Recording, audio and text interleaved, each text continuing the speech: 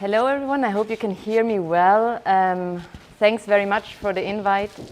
We are very happy to be here. My name is Daniela Mitterberger, that's Tiziano Derme. And we are showing today a work of our office, MAEID, soil 3D printing.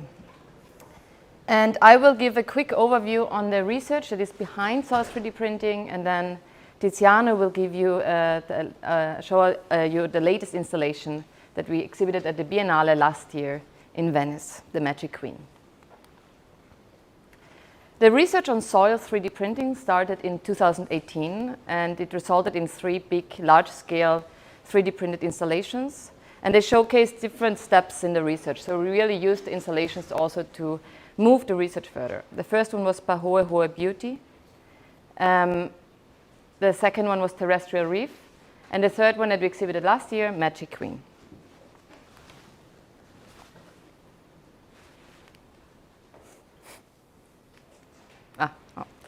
How did the whole research start? The whole research started with the question on how we can develop novel fabrication strategies for more sustainable and reversible additive manufacturing processes by using biomaterials and at the same time robotic fabrication. More specifically, we were interested in how we can explore the potentials of low-grade organic materials such as soil. Soils are usually classified through their stratification, which starts at the top organic layer where the plants grow and ends at the hard bedrock of the Earth's crust. Beneath the initial organic layer, clay gives the soil its malleable character that most of you maybe know if you work on clay additive manufacturing. If you look at architecture, we see actually that especially in non-Western societies, earth is a building material that was widely used and is still widely used. So here you can see examples such as Ait Ben Haddou in Morocco or Mugum mud huts in Cameroon that use really soil as their main building material. And why is it as a building material so interesting, and was also so interesting for us, was because it has very interesting potential, such as it's very inexpensive, it's abundant, and it's available on site, and it has a very minimal environmental impact.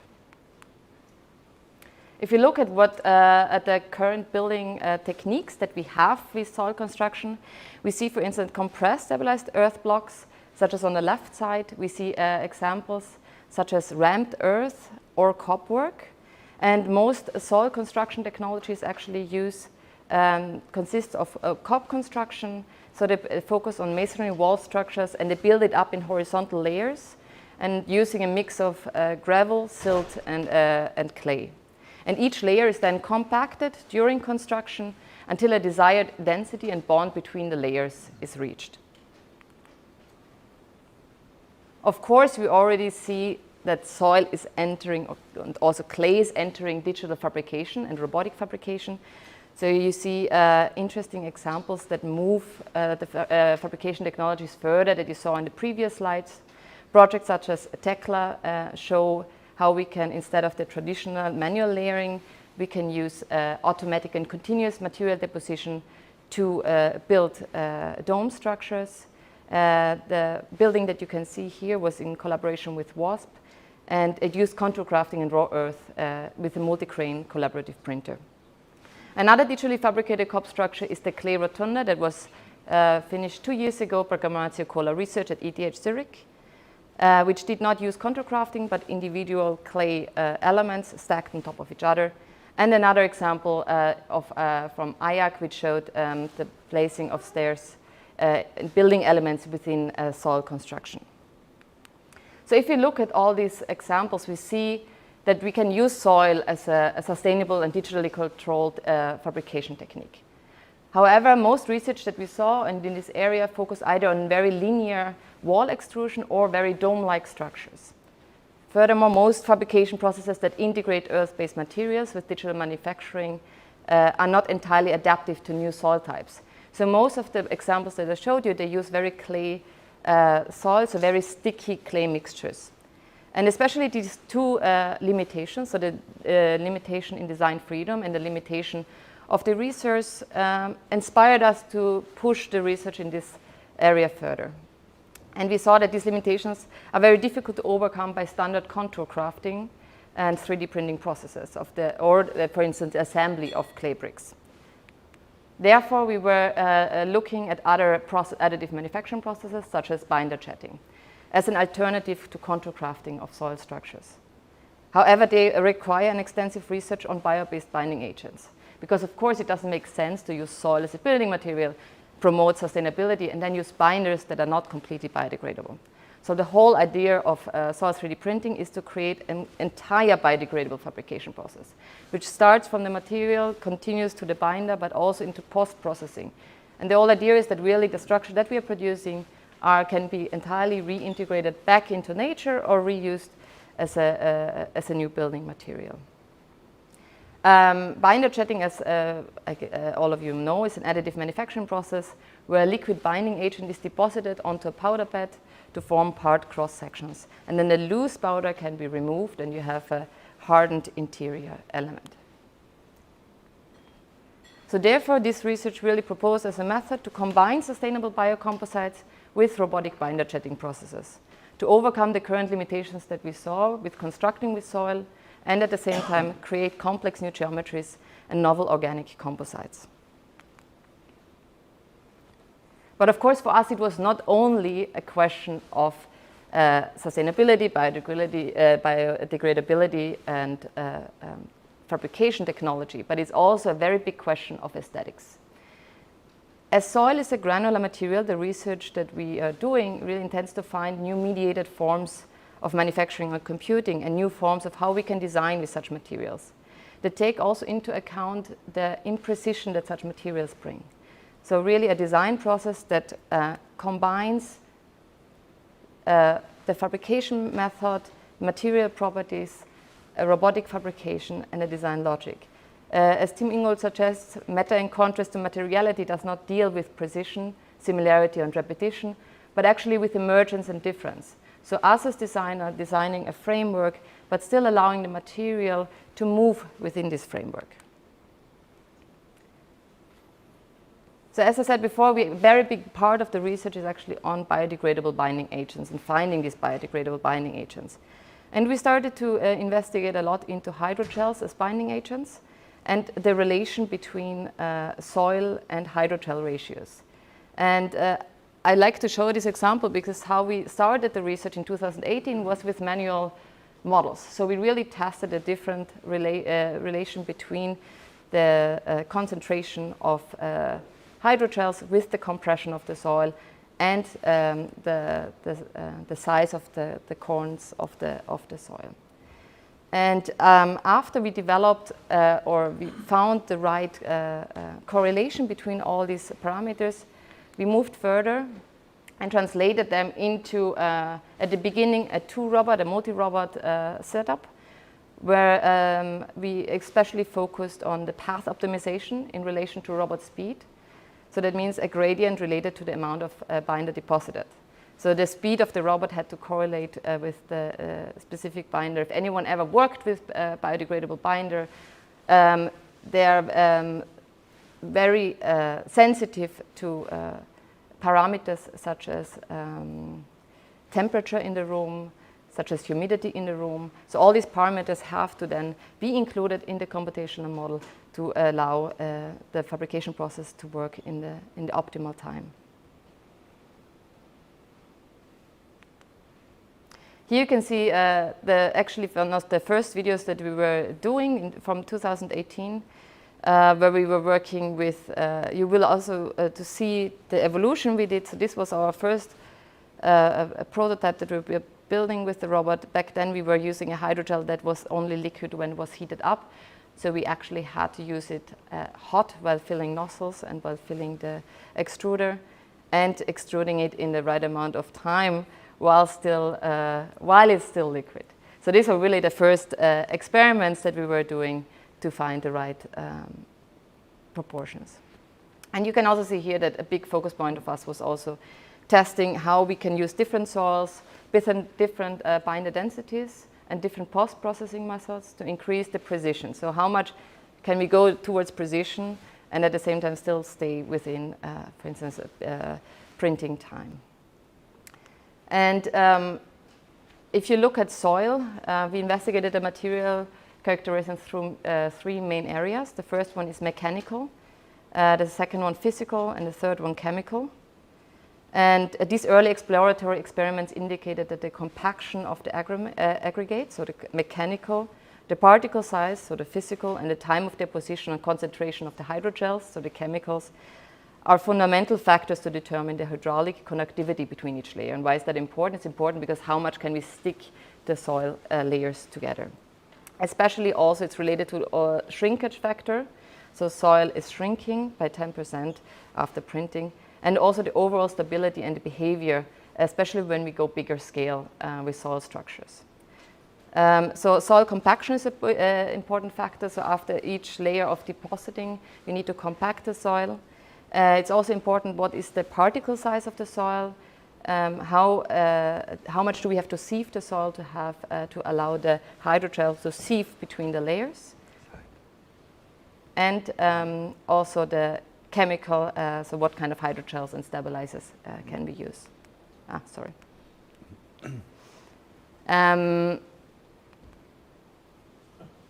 Here you can see our first installation that we were doing for the Ars Electronica. So the Ars Electronica called us and asked us, can you do an installation? We said, yes, of course. It was in collaboration with the University of Innsbruck, and we produced everything in the big hall at the university. Binder jetting, as I explained before, is loose aggregate and hardened aggregate. So these were the blocks we brought to Innsbruck to excavate there. We had no idea if it was working. We never tried it as big scale before. Thankfully, it was working. So here you can see the first installation that we did in Linz.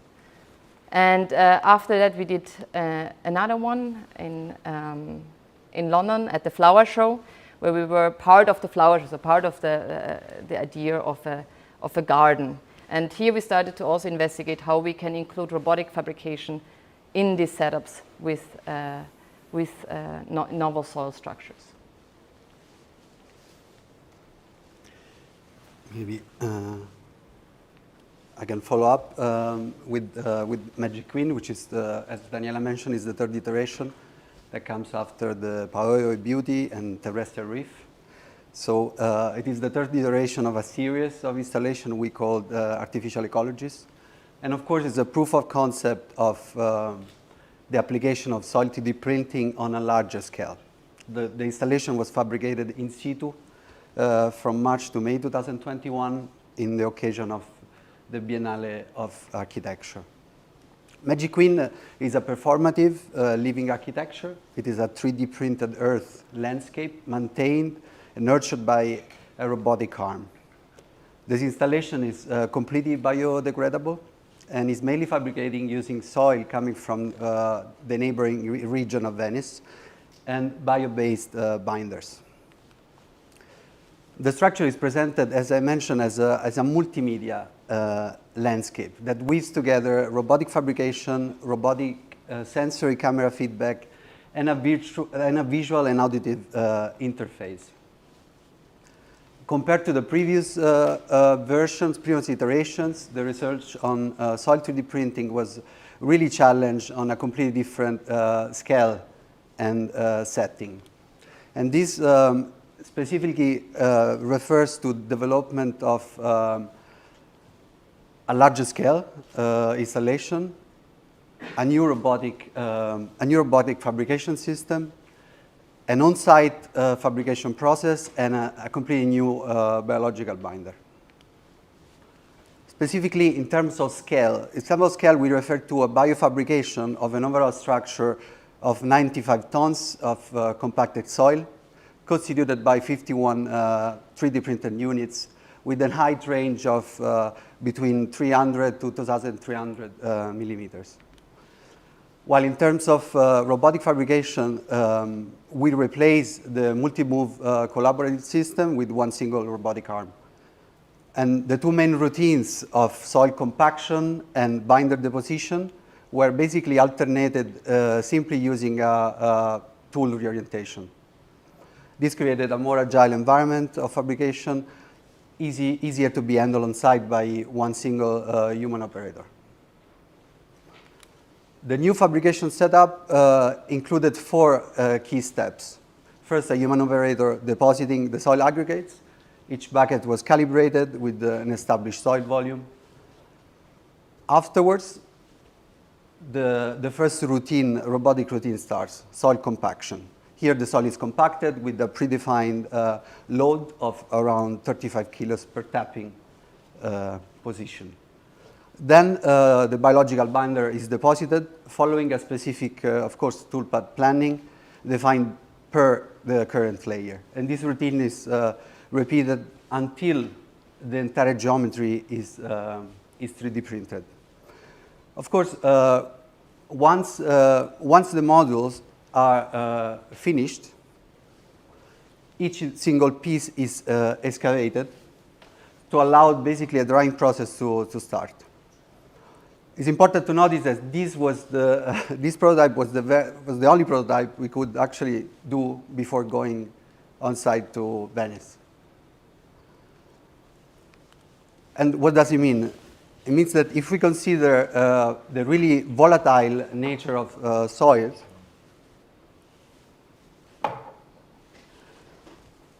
the biggest challenge was really to foresee the fabrication conditions in the Arsenal of Venice, which is mostly high fluctuations of temperatures, high fluctuation of humidity. And this, of course, is a condition that could have affected in many ways, crucially, the fabrication process and let's say, the assembly of the roller structure. For example, with temperature and humidity variation, an increase on binder viscosity, an increase on weight of the soil due to moisture, and high humidity could have caused a very slow drying process. So this allow us to really develop on site a very quite a large number of tools.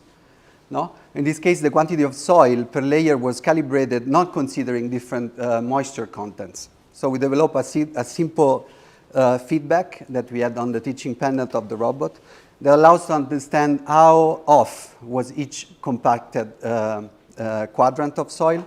And of course, it gives us a plane, an inclination plane, to understand how we could have compensated this. So the compensation actually was done manually by an operator simply regulating the volume of soil. Once the unit is completed, it's safely stored in a drying area. And this is the time where the drying process really starts. No? In this very first phase that approximately lasts 48 hours, allows basically the prints to settle. And allows, of course, the start of a new drying routine, which is the excavation of the 3D printed components.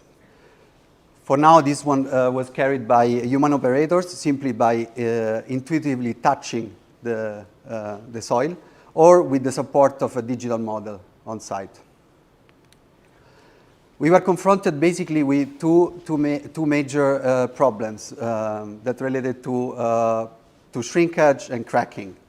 And we noticed this, that basically we could have overcome these two factors by one was the regulation of a calibration of the center of mass of each components. So this calibration allows us to, for example, have models and units always in equilibrium and possible to be transported. The other one was shrinkage. We noticed that we had majorly a shrinkage on an axial, on the z-axis, by around 10 to 50%. And the way to react to that was to basically deform the geometry along the same shrinkage axis. The dried units were then placed and assembled. For now, the joints were left. We left a separation between all the components. We were really surprised, actually, that somehow all the units dried quite homogeneously, despite the conditions. The soil composition we used was basically 70% peat, 30% clay, with an acidic pH that was tailored to favor specific conditions, such as the growth of very specific wildgrass, or in case of the addition of nutrients, mushrooms. It was very interesting for us because, of course, we could really understand and see that soil 3D printing was enabling a shift towards using materials as inerts to using materials as substrates. And of course, regarding the robotic arm, which is, we call it robotic gardener, it was equipped with two types of tools of sensors. This was the same robotic arm we used for fabrication. It was mounted, reverted. Basically, the gardener was able to sense the landscape and register any changes on the surface of this installation, such as the growth of vegetation, the appearance of cracks. The information was then collected and live streamed on a visual interface so that the visitors could access, let's say, visually to all the data that was collected. The presented project highlights a novel robotic binder jetting process for earthen materials and combine, of course, bio-based polymeric binders with granular soil substrates. The project shows a fully reversible in situ biodegradable construction process for architectural landscape components. You can find additional details on two publications. We are sorry. Oh, sorry. On two publications we published the last couple of years. A third one with the more quantitative data. It's going to be accessible online early next year. Of course, we would like to thank all our collaborators and partners that make us possible to do this project, and of course all the students that help us during the workshop, the on-site workshop. Eventually, the soil of Magic Queen never left Arsenale. All the material used for the construction was reused to build the Darcy Morelos piece of this year Art Biennale. And I want to end with an outlook that comes from another project we did afterwards, which is called Silva, and it was for Princess of Asturias Awards in Spain. And in this project, we developed further, especially the sensor units on the robot and the machine learning algorithms to detect plant growth and cracks. Because we really believe that if you want to include biomaterials in architecture, in building environment, we need to think further and also understand how we can observe these materials that change over time. And if we understand the robot not just as a fabricator, but also as something that can then be part of an architectural environment, how we can use that to care for the building and not just maintain it. Thank you very much.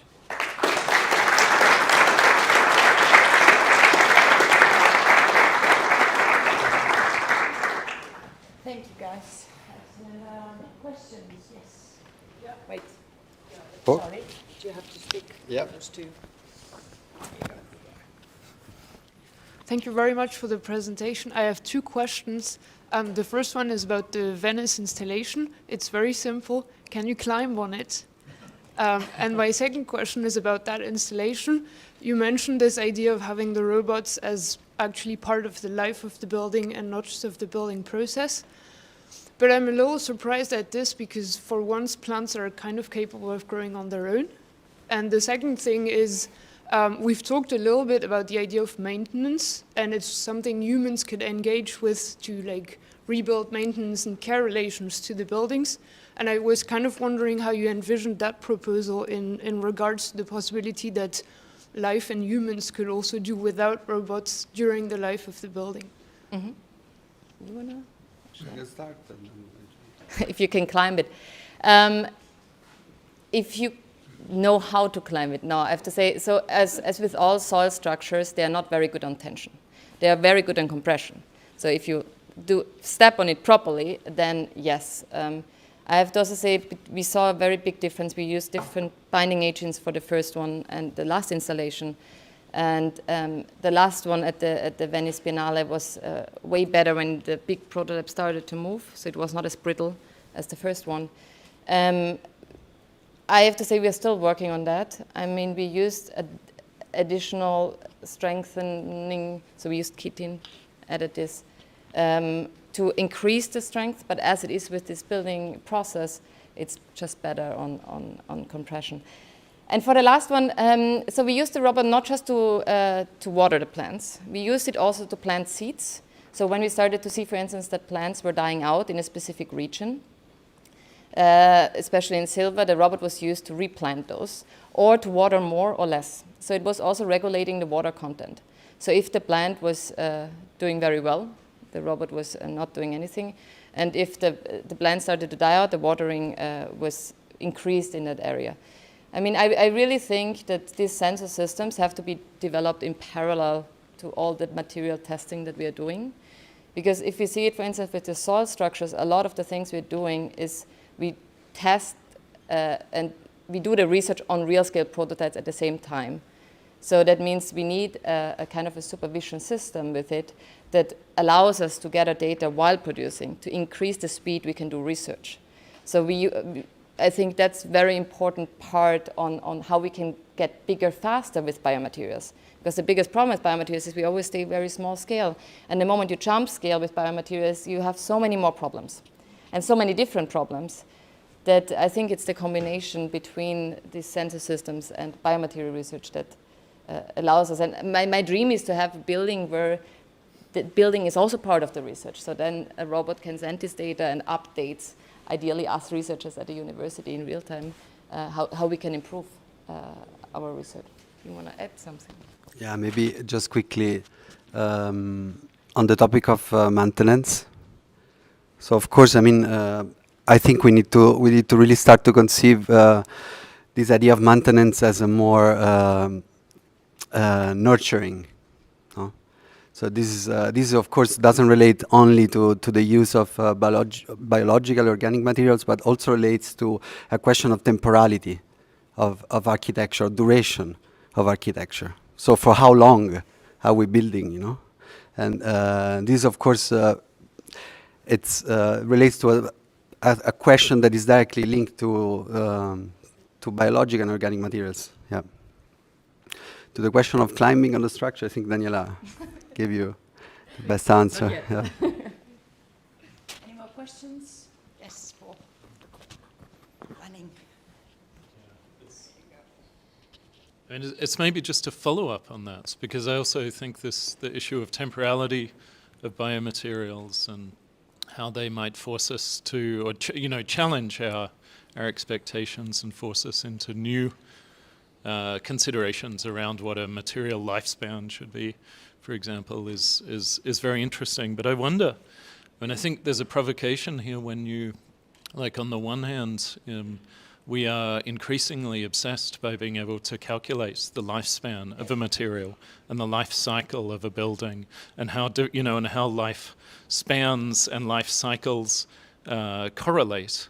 And I wonder, is that possible here, or do we need a sort of another perspective onto understanding how those timescales interrelate with one another, or how perhaps biological and technical material cycles might interrelate with one another?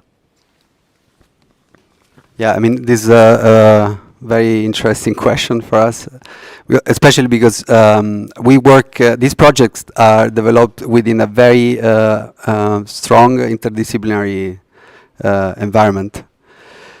And the way how we could relate these different scales in such a different perspective, actually in such a project is by, I mean, first by understanding as well all the disciplines that are involved in such a project, how they can actually contribute in the realization of the project. And the question of temporality, I mean, it is really related to opening the perspective towards, for example, weathering, seasonal changes, and how this can affect really the lifespan of a building. I don't know, Daniela, wanna? Yeah. Any more questions? I have a remark about aesthetics, because we've seen today, I'm an architect by profession, so we've seen an attempt to use this technology to make very elaborate products, and now we see something that takes so much of meticulous methodology and planning and technology to get the end result that's so indefinite that you can actually make it just by excavating it with the accuracy that excavating can have. So I like this contradiction a lot. Yeah, I agree. Like this act of excavation, which becomes suddenly very down to earth, but where it's we had a big discussion if these moments of excavation should be automated, can be automated, or in it is actually the moment where you can find yourself again in the structure as this idea as a human that inscribes themselves in human-machine collaborative ideas into the fabrication. And we found that very, very interesting, because it's true. You can decide if you want to stop excavating at some point. If you say it's approximate what I want, I ran out of time, it's fine. You can do it very precise. And I also think that a lot of the aesthetics and the emotions that come with this structure is very much this combination of a very basic material, basic principles of fabrication with very high technology.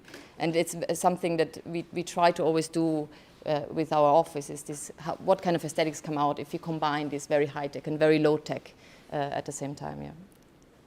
Very well. Thank you very much.